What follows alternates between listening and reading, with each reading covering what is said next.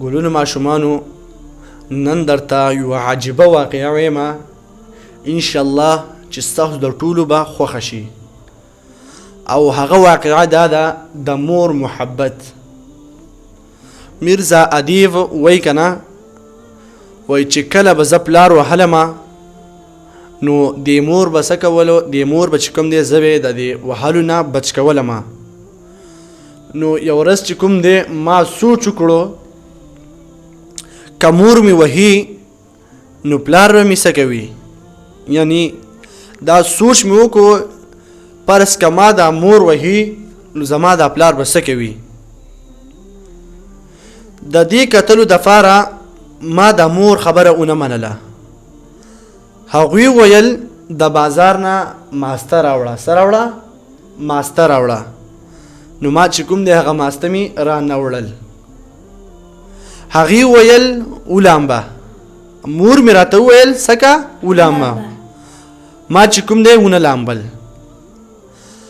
هغې چې کوم دی سالن پوخړو او مال چې کوم دی کم راکو او ما ورته چې مال زیات سالن راکړه.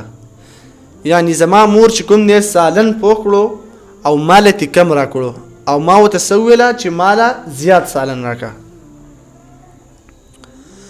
هغې ویل وی د میز د فاسه یعنی فکټ کې وغیره ته څه که روټۍ وخوره. ما چې کوم دی د مور خبره ونه منله، ما په ځمکه باندې چې کوم دی روټۍ وخوړه او لهجه مې چې کوم دی نو دا ورته څه کړه هم ډېره سخته استعمال کړه. زما پوره امید و چې دا مور به څه کوي ما به دا ضرور وهي، یعنی د ځان مې چې کوم دی پوره امید و چې دا مور به څه کوي دا به ما ضرور وهي.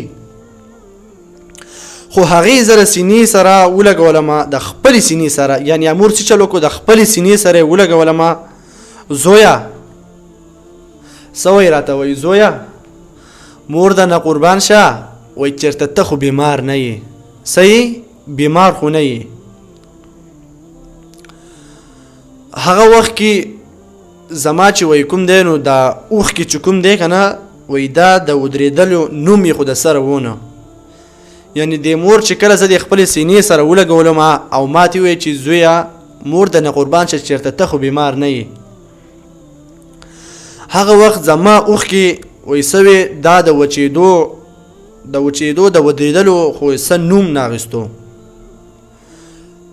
مونږ له پکار دي چې د خپلو موریانو قدر وکړو، د هغوی نافرمانی نه کوو، ځکه چې مور یو واحد داسې ثمره ده چې دا په دنیا کې بار بار نه میلاویږي، دا صرف یو فیر میلاویږي. د دنیا هر څیز بار بار میلاویږي خو مور او پلار چې کوم دی عزتمندو دا بار بار نه میلاویږي. نو مونږ له پکار چې د خپلو میاندو قدر وکړو.